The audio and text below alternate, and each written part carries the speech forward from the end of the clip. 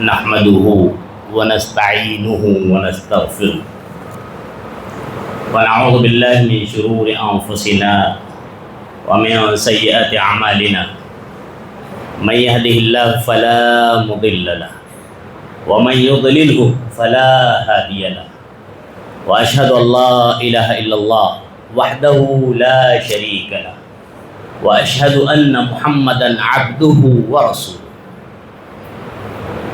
يا أيها الذين آمنوا اتقوا الله حق تقاته ولا تموتن إلا وأنتم مسلمون يا أيها الناس اتقوا ربكم الذي خلقكم من نفس واحدة وخلق منها زوجها وبث منهما رجالا كثيرا ونساء واتقوا الله الذي تساءلون به والأرحام إن الله كان عليكم رقيبا يا أيها الذين آمنوا اتقوا الله وقولوا قولا سديدا يصلح لكم أعمالكم ويغفر لكم ذنوبكم ومن يطع الله ورسوله فقد فاز فوزا عظيما أما بعد فإن خير الحديث كتاب الله وخير الهدي هدي محمد صلى الله عليه وسلم وشر الأمور محدثاتها وكل محدثة بدعة وكل بدعة ضلالة وكل ضلالة في النار فأعوذ بالله السميع العليم من الشيطان الرجيم من همزه ونفثه ونفسه بسم الله الرحمن الرحيم ولله على الناس حج البيت من استطاع إليه سبيلا ومن كفر فإن الله غني عن العالمين وقال تعالى الحج أشهر معلومات فما فرض فيهن الحج فلا رفث ولا فسوق ولا جدال في الحج وما تفعلوا من خير يعلمه الله وتزودوا فإن خير الزاد التقوى واتقون يا أولي الألباب وجاء في الحديث عن أبي هريرة عبد الرحمن بن صخر رضي الله عنه قال رسول الله صلى الله عليه وسلم من حج فلم يفس ولم يفسق رجع كيوم ولدته أمه متفق عليه وعن عبد الله بن عمر رضي الله عنهما قال رسول الله صلى الله عليه وسلم بني الإسلام على خمس شهادة أن لا إله إلا الله وأن محمد رسول الله وإقام الصلاة وإيتاء الزكاة وصوم رمضان والحج من استطاع إليه سبيلا رواه البخاري ومسلم أو كما قال عليه الصلاة والسلام. حاضرین جمعہ، نوجوان دوستوں، دین ملی بھائیوں، خواتین ملت، پردہ نشین میری ماں بہنوں، دیگر معزز محترم حاضرین و سامعین جمعہ، خطبہ مسنونہ کے بعد سورہ آل عمران کی آیت نمبر 97 کا ٹکڑا اور سورہ بقرہ کی آیت نمبر 197 پڑھی گئی. پھر دو روایت جس میں سے ایک متفق علیہ اور ایک روایت بخاری و مسلم کی ہے، آپ حضرات کے گوش گزار کیجیے. چونکہ آج مسلم معاشرے میں شادی بیاہ کے ساتھ ساتھ حجاج کرام کو ایئرپورٹ پہنچانے کا سلسلہ جاری و ساری ہے. ہم میں سے بہت سے اقربا، ان کے رشتہ دار حج کے لیے یا تو پہنچ چکے ہیں یا پہنچ رہے ہیں یا پہنچنے والے ہیں. اللہ تبارک و تعالیٰ تمام ہی حجاج کرام کے ارکان کو آسان فرمائے اور ہمارے تمام حجاج کو اللہ رب العالمین ان کے حج کو حج مبرور کا درجہ نواز دے. آمین. اسی مقصد سے دوسرا عنوان یعنی حج، فوائد، فضائل اور شرائط کے عنوان سے کچھ باتیں رکھنے کی کوشش کروں گا. اللہ تبارک و تعالیٰ سے دعا ہے رب کائنات مجھے شریعت کی روشنی اور دائرے میں ہی کہنے اور ہم تمام کو شریعت اسلامیہ پر حتی المقدور عمل پیرا ہونے کی توفیق بخشے. آمین. سب سے پہلے اللہ کی حمد و ثنا، ہر قسم کی بڑائی بزرگی بیاں کرنا نہایت لازمی اور ضروری ہے. کہ جس خالق ارض و سما نے ہمیں اور آپ کو بے شمار و انگنت نعمت و دولتوں سے مالا مال فرمایا ہے۔ پھر درود و سلام ہو اللہ تبارک تعالیٰ کی تمام ہی برگزیدہ ہستیاں انبیاء و رسول علیہم السلام پر، خصوصاً بے شمار و انگنت درود و سلام ہو ہمارے آپ کے آخری نبی جناب احمد مجتبیٰ محمد مصطفیٰ علیہ السلام پر اور آپ کی آل اولاد پر۔ حمد و صلات کے بعد حاضرین جمعہ، حج یہ عربی کا ایک لفظ ہے۔ حج یحج حجن سے مشتق اور بنا ہوا ہے۔ اس کا لغوی معنی ہوتا ہے قصد کرنا، ارادہ کرنا، کسی خاص مقام کی طرف جانا اور زیارت کرنا۔ اس کو ایک حدیث کے تناظر سے سمجھ سکتے ہیں۔ نبی کریم صلی اللہ علیہ وسلم کا فرمان مشہور ہے، لا تشد الرحال الا الى ثلاثۃ مساجد، کہ اے لوگوں کجاور نہ کسو، یعنی راہ سفر اختیار نہ کرو، یا عام معنی میں لیں کہ زیارت نہ کرو، نہ جاؤ الا الى ثلاثۃ مساجد، زیارت کے مقصد سے حصول عبادت، حصول اجر اور عبادت کے مقصد سے صرف 3 ہی جگہ کی طرف زیارت کر سکتے ہیں: اللہ کا گھر المسجد الحرام، والمسجد الاقصی مسجد اقصی، ومسجدی ھذا اور میری یہ مسجد یعنی مسجد النبوی۔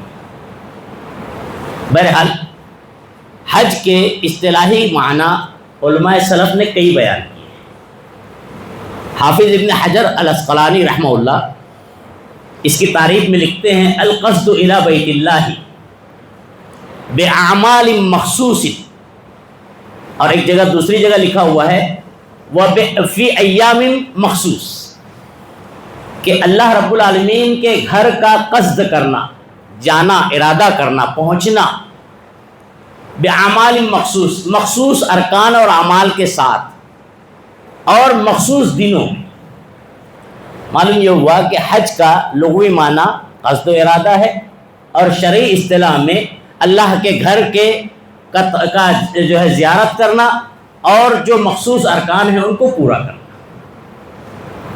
ہم آپ جانتے ہیں حج جو ہے یہ اسلام کے ارکان میں سے 5 ارکان میں سے ایک اہم رکن ہے، لیکن قربان جائیں ہماری شریعت پر، جب کلمے کی بات آئی تو کوئی تفریق نہیں، تمام ایمان والوں کے ایمان میں داخل ہونے کے لیے شرط، ایمان پر قائم رہنے کے لیے شرط۔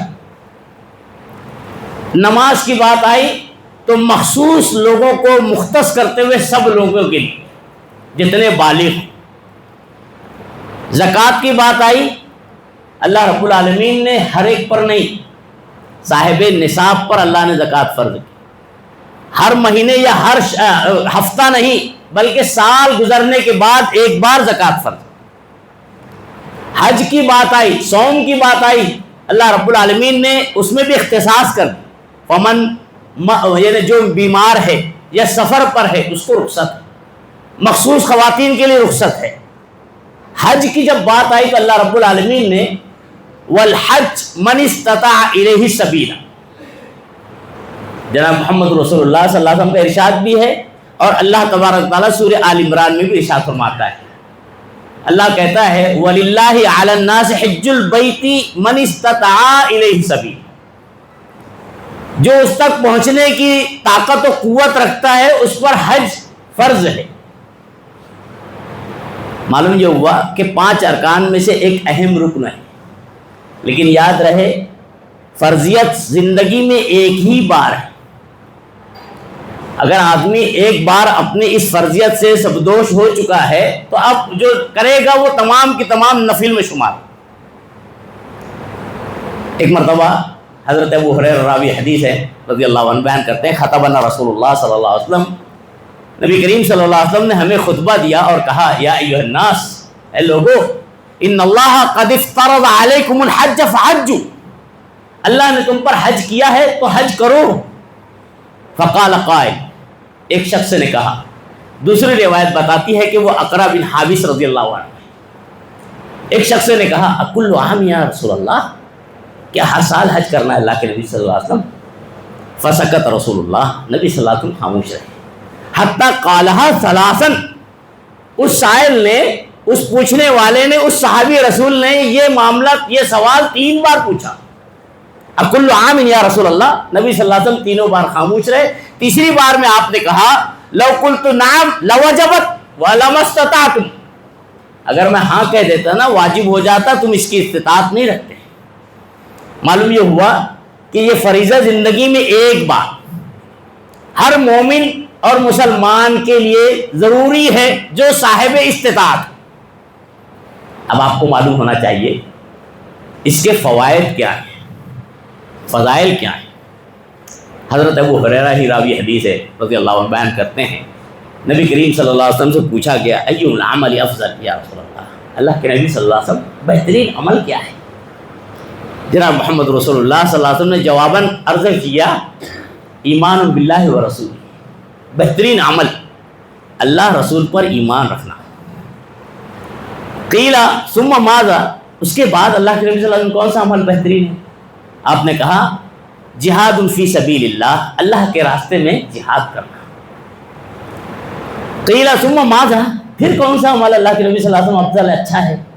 تو آپ نے کہا والحج المبرور، اور حج مبرور یہ بھی اللہ کا بتائے وہ پسندیدہ اچھا عمل ہے۔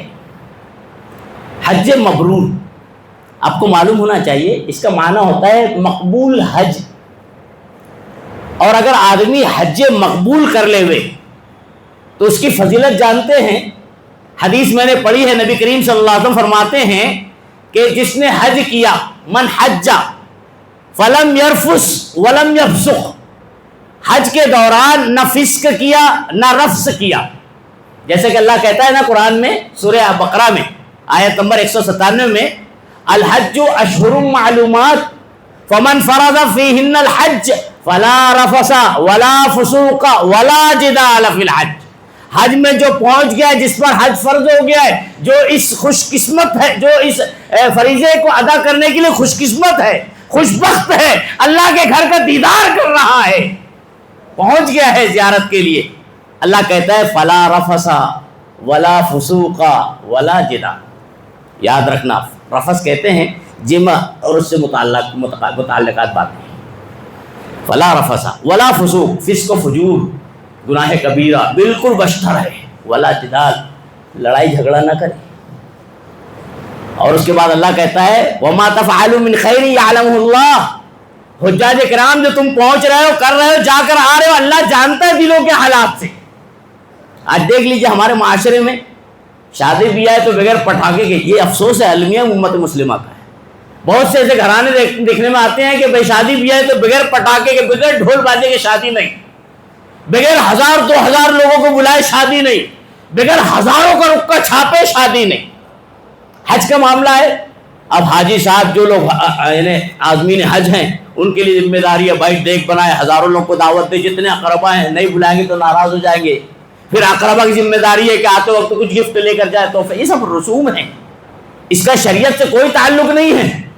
حاجی صاحب نکل رہے، اب تمام چیزیں ہو گئی ہیں، لوگ جمع ہو جائیں، اجتماعی طور پہ دعا کریں ہاں بھائی حج میں جا رہے ہیں اللہ ارکان پورا کرے، کہیں ثبوت نہیں ہے اسلام میں۔ مخصوص اللہ نے وَتَزَوَّدُوا فَإِنَّ خَيْرَ الزَّادِ التَّقْوَىٰ کہا ہے، ہر معاملے میں تقوی اختیار کرنا چاہیے، عبادت کر رہے ہیں تقوی اختیار کرنا چاہیے، نماز پڑھ رہے ہیں تقوی اختیار کرنا چاہیے، زکوٰۃ دے رہے ہیں تقوی اختیار کرنا چاہیے، حج کرنے پہنچ رہے ہیں تقوی اختیار کرنا چاہیے۔ بغیر تقوی کی کوئی عبادت اللہ قبول کرتا ہی نہیں ہے۔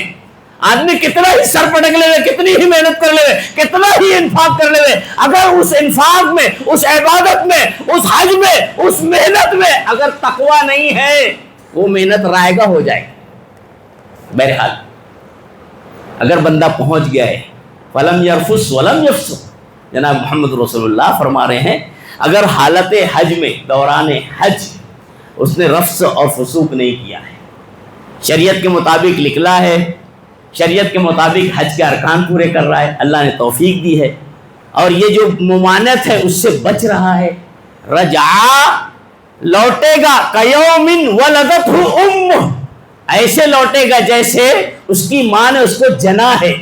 نومولود بچہ دیکھتے ہیں نا, بالکل بے گناہ پارسا صاف ہوتا ہے, ابھی پیدا ہوا ہے. حج کرنے کی فضیلت یہ, اگر حج مبرور ہو جائے تو گویا لوٹنے کے بعد آدمی جو ہے کا یومن ولدتہ امہ, نومولود بچے کی طرح ہو جاتا ہے. لیکن آپ جانتے ہیں حج مبرور کی علامت کیا ہے؟ کہ بھائی آدمی کا حج مقبول ہے. اللہ رب العالمین تمام حجاج کے حج کو جو ہے درجہ قبولیت سے نواز دے. حج مقبول کی علامت جانتے ہیں؟ حج مقبول کی 3 علامت. پہلا یہ کہ جانے سے پہلے شریعت کے اعتبار سے جائے, شریعت کے دائرے میں جائے, شریعت میں بتائے ہوئے طریقے سے جائے. پہنچنے کے بعد شریعت کے مطابق حج کے ارکان ادا کرے, مولوی صاحب کے مطابق نہیں. کتنے بدقسمت حجاج ہیں ہمارے معاشرے میں جانتے ہیں. اب مولوی صاحب نے گائیڈنگ کر دیا ہے. گائیڈنگ کیسی ہے بھائی؟ دیکھو وہاں جانا تو فلاں کے پیچھے نماز نہیں پڑھنا امام حرم کی, ان کا ایمان صحیح نعوذ باللہ ثم نعوذ باللہ. کتنی بدقسمت ہے, سوچ غور کرتے ہیں؟ نبی کریم جناب محمد رسول اللہ صلی اللہ علیہ وسلم نے فرمایا کہ جو حج پہ جاتا ہے یا عمرے پہ جاتا ہے یا مکہ جاتا ہے, اگر اللہ کے گھر میں مسجد حرام میں نماز ادا کرتا ہے عام مساجد کے مقابلے میں 1,00,000 درجہ. کتنے بدقسمت ہے, اللہ کے گھر پہنچ چکے ہیں, 20 گائیڈنگ ہے, گھر میں جا کے بھی اللہ کے گھر میں نماز باجماعت ادا نہیں کر رہے. یہ بھی بدقسمتی ہے, بدبختی ہے. قرآن دیا جاتا ہے, میں خود اپنی آنکھوں سے دیکھا ہے. ارے نہیں وہ قرآن مت لو. کیا بھائی اس قرآن میں کون سا ایسا غلط لکھ دیا گیا ہے؟ چیلنج ہے پوری دنیا سے, صرف ہندوستان ایشیا سے نہیں, پوری دنیا سے چیلنج ہے کہ اس احسن البیان میں جو عرب سے چھپ کر مل رہا ہے, ایک غلطی کوئی شریعت کے دائرے میں بتا دے. انسانی خطا وہ الگ صورت ہے, لیکن شریعت کے دائرے میں قرآن کے خلاف, حدیث کے خلاف وہی کرتی. مولوی صاحب کی مس گائیڈنگ ہے, نہیں, بدقسمتی ہے. قرآن نہیں لیں گے بھائی, نہیں ہوگا. بہرحال شریعت کے حساب سے گیا, شریعت کے حساب سے ارکان پورے کر رہا ہے, اور آنے کے بعد اس کے اوپر حاجی کے آثار نظر آنے چاہیے. بات سمجھ رہے ہیں؟ جیسے مثال کے طور پہ پہلے حلال و حرام میں تمیز نہیں کر رہا تھا, حج کر کے آ گیا, الحمدللہ ہر چیز پہ غور کرتا, نہیں بھائی یہ مشکوک چیز ہے. کیونکہ نبی صلی اللہ علیہ وسلم نے کیا کہا ہے؟ الحلال بین والحرام بین. حلال واضح ہے, حرام واضح ہے. وبینہما مشتبہات, ان دونوں کے درمیان کچھ مشتبہ مشکوک چیز ہے. فمن وقع فی المشتبہات وقع فی الحرام, جو مشتبہ میں پڑے گا حرام میں پڑے گا. حج کرنے کے بعد آیا ہے, اب تفریق کر رہا ہے, نہیں بھائی پہلے جو ہوا سو ہوا, حلال حرام میں فرق کر رہا ہے. پہلے نمازوں سے کوتاہی تھی, حج کر کے آ گیا, الحمدللہ اول وقت میں تکبیر تحریمہ میں حاضر ہے. پہلے برائیوں میں مبتلا تھا, اب اجتناب کر رہا ہے. یہ علامت اور شناخت ہے کہ اس کا حج حج مبرور مقبول حج ہو گیا, اللہ نے قبول کر لیا. اگر یہ علامتیں نہیں ہیں تو سمجھنا بطور نام. آج ہمارے معاشرے میں دیکھنے میں آتا ہے نا کہ بھائی کسی قسم کے عام طور سے, اللہ ماشاءاللہ بہت سے لوگ ہیں اللہ والے بھی, اس کا انکار نہیں, بہت سے حجاج ہیں, لیکن عام طور سے کیا دیکھنے میں آتا ہے, جیسے پہلے طریقہ کار تھا, حج بھی ہو گیا عمرہ بھی ہو گیا, طریقہ کار وہی ہے, تبدیلی نہیں. ہاں تبدیلی فرق ہے, کہے گا معلوم, پہلے صاحب کے نام کے آگے حاجی نہیں لگتا تھا, اب حاجی لگائے جائے. کچھ لوگ تو ایسے بھی ہے کہ اگر حاجی نہ لگائے جائے تو ناراض ہو جاتے ہیں. ایک واقعہ سننے میں آتا ہے, ایک جناب کے پاس رکا آیا دعوت کے ولیمہ کا, جناب خود بھی نہیں گیا, اپنے اہل و عیال کو بھی نہیں جانے دیا. یہ باقاعدہ حقیقت ہے, بناوٹی بات نہیں ہے. بعد میں پوچھا گیا بھائی کیوں نہیں گئے, آپ کے قریبی ہیں, رشتہ دار ہیں, دعوت ولیمہ سنت ہے. یار اس کو کیا پتہ نہیں ہے, میں لاکھوں روپیہ خرچ کر کے گیا تھا حج کرنے, میرے نام کے آگے حاجی نہیں لکھ سکتا ہے. نعوذ باللہ, یہ ہماری امت مسلمہ کا المیہ ہے. بہرحال نبی کریم صلی اللہ علیہ وسلم نے فرمایا کہ اگر حج کو کیا فلم یرفس ولم یفسق رجع کیوم ولدتہ ام, ایسے لوٹے گا جیسے اس کی ماں نے اس کو جنا ہے, نومولود بچے کی. اب اس کو ایک واقعے کے تناظر میں سمجھ لیں, وقت مختصر ہوتا ہے, پھر انشاءاللہ اس کی تفصیل بتاتا ہوں, موقع رہا تفصیل بتائیں. حضرت عمرو بن عاص رضی اللہ عنہ بیان کرتے ہیں, ان کا خود کا واقعہ ہے, خود راوی حدیث سے بیان کرتے ہیں, جب اللہ رب العالمین نے میرے دل میں اسلام کی محبت داخل کی نا, تو میں اللہ کے نبی جناب محمد رسول اللہ صلی اللہ علیہ وسلم کی خدمت میں آ پہنچا. آنے کے بعد اللہ کے نبی صلی اللہ علیہ وسلم سے عرض کی, اللہ کے نبی صلی اللہ علیہ وسلم آپ کا مبارک دست ہاتھ سے میں بیعت کرنا چاہتا ہوں. جناب محمد رسول اللہ صلی اللہ علیہ وسلم نے اپنا ہاتھ دست مبارک بڑھایا. جیسے ہی نبی صلی اللہ علیہ وسلم نے ہاتھ بڑھایا، حضرت عمرو بن عاص رضی اللہ عنہ اپنا ہاتھ کھینچ لیتے ہیں. نبی کریم صلی اللہ علیہ وسلم کہتے ہیں عمرو کیا معاملہ ہے، کیا بات ہو، یعنی بیعت کرنے کے لیے خود ہی کہتے ہو پھر ہاتھ کھینچ لے رہے ہو. اللہ کے نبی صلی اللہ علیہ وسلم کی شرط ہے. بولے بولو کیا شرط ہے؟ اللہ کے نبی صلی اللہ علیہ وسلم میں بیعت کرنا چاہتا ہوں، بیعت سے پہلے میری یہ شرط ہے کہ اللہ رب العالمین میرے تمام گناہ کو معاف کر دے. جناب محمد رسول اللہ صلی اللہ علیہ وسلم جواباً عرض کہتے ہیں اما علمتا کیا ہے عمرو تمہیں نہیں معلوم ہے ان الاسلام یہدم ما کان قبل. آدمی جب مومن ہوتا ہے، مسلمان ہوتا ہے نا، تو اسلام لانے کی وجہ سے اس کے تمام پچھلے گناہ معاف. صرف سبب اسلام، مومن ہوا تمام پچھلے گناہ معاف. وَأَنَّ الْهِجْرَةَ تَهْدِمُ لِمَنْ قَبْلَهَا ما قبلها. ہجرت کو بندہ کرتا ہے تو ہجرت سے پہلے کے تمام گناہ معاف. آج لوگ جو ہے مہاجرین میں سے بعض مہاجرین کے بارے میں جو ہے ایسے ایرے گہرے بھی معاشرے میں مسلم کے نام پہ تھپا ہیں، نام مسلمان ہے، اور مہاجرین اور انصار کے بارے میں جو ہے انگلیاں اٹھاتے ہیں. اللہ کے نبی صلی اللہ علیہ وسلم کیا کہتے ہیں؟ وَأَنَّ الْهِجْرَةَ تَهْدِمُ مَا كَانَ قَبْلَهَا. ہجرت کرنے سے تمام پچھلے معاف، پچھلا کوئی سوال نہیں پیدا ہوتا ہے. معلوم یہ ہوتا ہے کہ اگر کوئی آدمی جناب صحابہ کرام کے بارے میں جب اللہ نے کہہ دیا رضی اللہ عنہ ورضوا عنہ، اللہ ان سے راضی ہوا، اللہ سے راضی، اب راضی ہونے کے بعد اگر کوئی آدمی ان کے مشاجرات کا سہارا لے کے، آپس کے اختلاف کا سہارا لے کے ان پر انگشت نمائی کرتا ہے، ان پر انگلیاں اٹھاتا ہے، تو حقیقت میں وہ مومن اور مسلمان نہیں ہے. لیبل اور ٹھپا گرچہ کچھ بھی لگا لے، پھر چاہے عالم کا ٹھپا لگاوے، علامہ ہو، مولانا ہو، ڈاکٹر ہو، انجینئر ہو، ایڈوکیٹ ہو، کوئی بھی ہو، اگر کسی بھی ایک صحابی پر انگلی اٹھاتا ہے تو مومن نہیں ہے. جب مومن نہیں ہے تو اس کی بات سننا عقل مندی نہیں ہے، بے وقوفی ہے. وَأَنَّ الْهِجْرَةَ تَهْدِمُ مَا قَبْلَهَا. ہجرت جو ہے پہلے کے گناہ معاف کروا دیتی ہے. اس کے بعد آپ نے فرمایا وَالْحَجُّ يَهْدِمُ مَا قَبْلَهُ، کہ حج اگر کوئی بندہ کرتا ہے تو حج اگر مقبول ہو جائے، مبرور ہو، تو اس کے تمام پچھلے گناہ معاف ہو جاتے ہیں.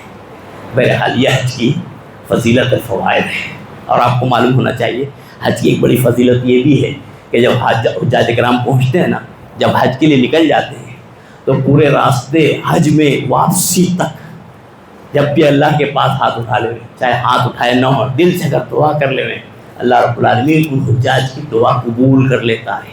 یہ بھی حج کا فائدہ ہے.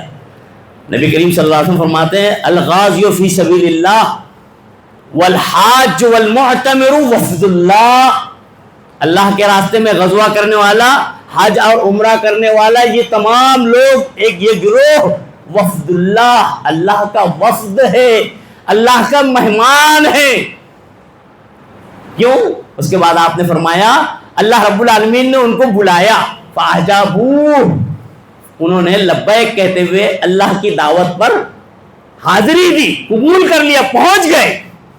پھر اس کے بعد نبی صلی اللہ علیہ وسلم فرماتے ہیں وَسَأَلُوهُ فَأَعْطَاهُمْ، جب وہ لوگ سوال کرتے ہیں اللہ رب العالمین ان کے سوال کو پورا فرما دیتا ہے. بہرحال حج کے لیے کچھ شرائط بھی ہیں جس کی طرف اشارہ دینا بہت ضروری ہے. آپ کو معلوم ہونا چاہیے حج کے شرائط میں سے پہلی شرط ایمان ہے.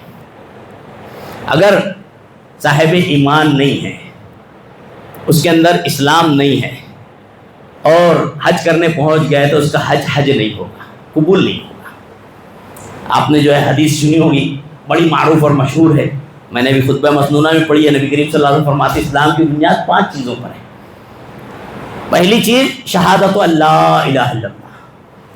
اگر گواہی دے رہا ہے تو دیگر ایکٹیویٹی مقبول ہے، اور اگر گواہی وہ بھی دل سے تقاضے کے ساتھ نہیں دے رہا ہے تو اس کی ایکٹیویٹی چاہے وہ نماز کی ہو، روزے کی ہو، حج کی ہو، کوئی قبول نہیں.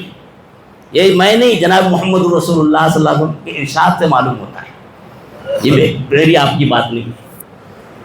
آپ کو معلوم ہونا چاہیے حضرت معاذ بن جبل رضی اللہ عنہ، نبی کریم صلی اللہ علیہ وسلم ان کو بھیجتے یمن کی طرف دعوت و تبلیغ کے غرض سے بھیج رہے ہیں. آپ کو یہ بھی معلوم ہونا چاہیے کہ حضرت معاذ بن جبل جو تھے نا، دین کے معاملے میں صاحب بصیرت تھے، یعنی بڑا علم گہرا پایا جاتا تھا ان کے اندر، شریعت بہت زیادہ جانتے تھے۔ اللہ کے نبی صلی اللہ علیہ وسلم نے ایسے شخص کو نہیں بھیجا جس کو شریعت نہیں معلوم۔ آج ہمارے معاشرے میں دیکھنے میں آتا ہے نا کہ بھائی جو جس کو الف با بھی نہیں معلوم وہ بھی جھولا اٹھائے پہنچ رہا ہے لوگوں کو رہنمائی کرنے کے لیے۔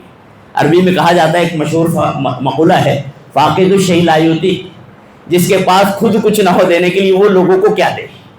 پھر کہتے ہیں بھائی سیکھنے جا رہے ہیں، بھائی سیکھنے جا رہے ہیں تو آپ مسجد اور گھر کی چھوڑ دے رہے ہیں، اپنے بیوی بچوں کو پھانکوں پر کیوں لا رہے ہیں؟ گھر بیٹھے اللہ کے گھر میں سیکھیں، آ کر اپنے گھروں کے پاس اپنے محلے میں سیکھیں۔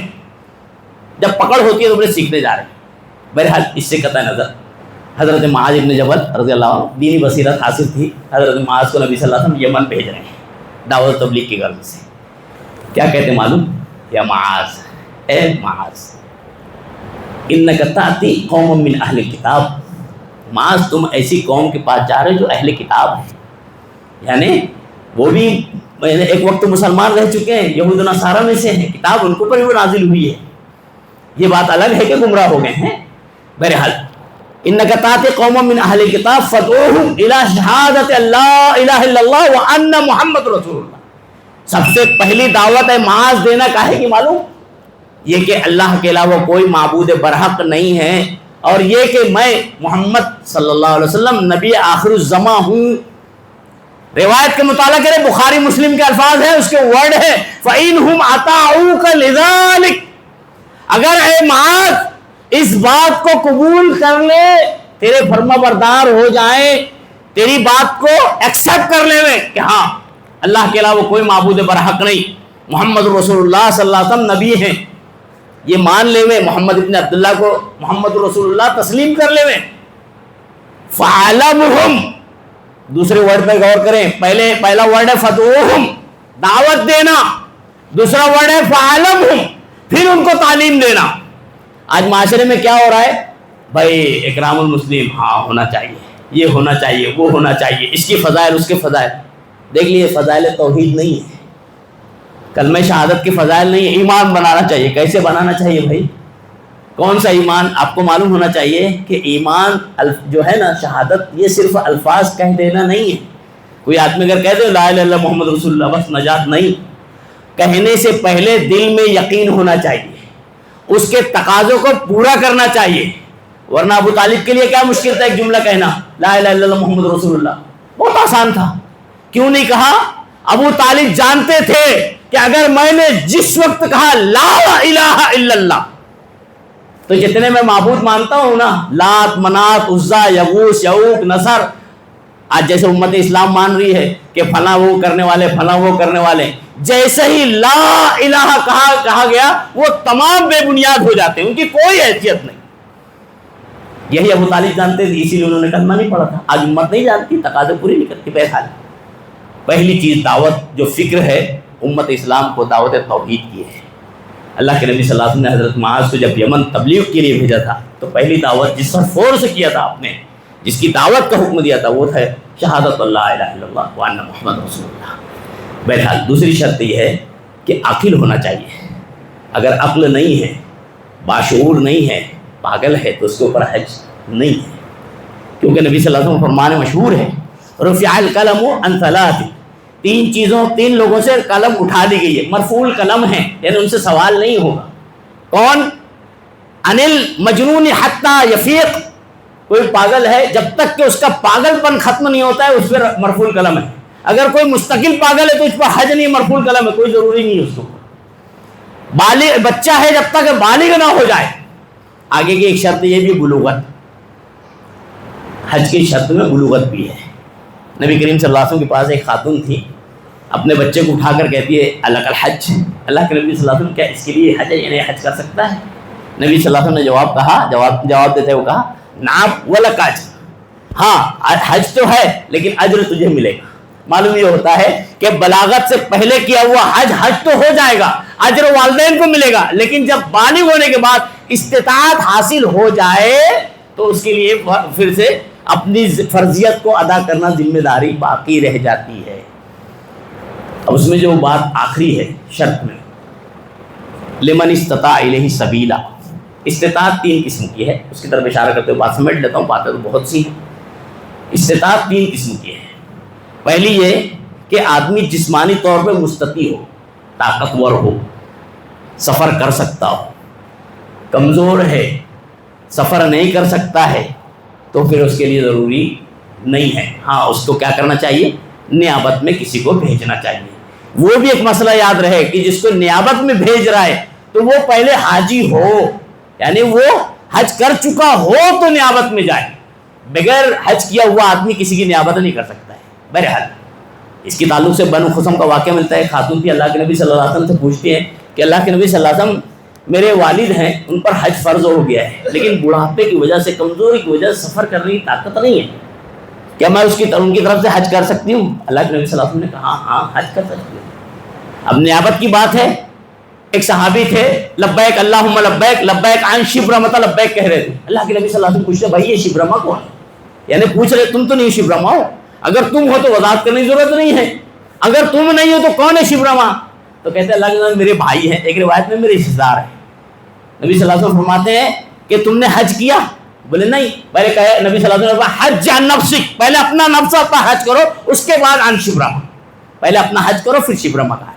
بہرحال شرائط میں سے ایک جسمانی قوت، طاقت ہونی چاہیے. دوسرے پیسہ جو ہے، روپیہ جو ہے اس کا متحمل ہونا چاہیے، جو خرچ ہوگا اس کو برداشت کرنے متحمل ہونا چاہیے. تیسری چیز یہ ہے کہ جب آدمی حج کرنے پہنچے تو حج کے لیے جو شرائط ہیں ان شرائط کا اہتمام کرتے ہوئے جائے. تو یہ فمن استطاع الیہ سبیلا میں داخل اور شامل ہوگا. حج کے اور بھی کچھ احکامات ہیں، مسائل ہیں، انشاءاللہ موقع رہا، زندگی رہی، وقت رہا تو اس کے اوپر روشنی ڈالی جائے گی. اللہ رب العالمین سے دعا کرتے ہیں العالمین جو حجاج کرام پہنچ گئے ہیں اور جو پہنچنے والے ہیں، اللہ رب العالمین تمامی حجاج کرام کے حج کے ارکان کو آسان فرما دیں. مکۃ المکرمہ میں بہت سے شریف جو ہے مختلف روپ میں داخل ہوتے ہیں. اللہ رب العالمین تمام اہل اسلام کی، حجاج کرام کے، اہل مکہ کی اور جتنے بھی مسلمان جہاں بھی رہے ہوں، اللہ رب العالمین تمام شرور اور فتن سے ان کی حفاظت فرما دیں. اللہ رب العالمین اہل فلسطین غزہ بھی پریشانی سے دوچار ہے. اللہ رب العالمین ان کی پریشانیوں کو غیبی امداد اور نصرت سے دور فرماتے ہیں. اللہ رب العالمین ہم نے جو پریشانی سے دوچار، پریشانی مالی ہو، اللہ رب العالمین اس کے رزق حلال میں کشادگی اور برکت عطا فرماتے ہیں. اللہ رب العالمین پریشانی جسمانی ہو، بیماری سے تعلق رکھتے ہو، اللہ رب العالمین ایسے تمام مریضوں کو شفائے کاملہ عاجلہ نصیب عطا فرماتے ہیں. پریشانی اولاد کے تعلق سے اللہ رب العالمین ایسے تمام اولاد کو رائے ہدایت نصیب عطا فرماتے ہیں جو گمراہی کے ڈگر پر چل پڑے ہوں. الہ العالمین کسی جوڑے کو اور پریشانی اولاد کے نہ ہونے کے تعلق سے اللہ رب العالمین ان جوڑوں کو اولاد نرین عطا فرماتے ہیں. اللہ رب العالمین ہم میں جو پریشان ہو، اس کسی بھی قسم کی پریشانی ہو، اللہ رب العالمین اس کی پریشانی کو راحت میں مبدل فرماتے ہیں. اللہ رب العالمین جو مقروض ہو اس کے قرض کو جو ہے پورا ہونے کے اسباب مہیا فرماتے ہیں. اللہ رب العالمین ہم میں جو گزر گئے ہوں چھوٹے بڑے، اللہ ان کی کروڑ مغفرت عطا فرماتے ہیں. الہ العالمین جب تک ہمیں اس دنیا میں رکھے، حقیقی دین اور ایمان پر قائم اور دائم رکھے. الہ العالمین ہمارا خاتمہ بھی حقیقی دین اور ایمان پر ہی فرما دے. آمین. اقول قولی ھذا واستغفر اللہ لی ولکم ولسائر المسلمین.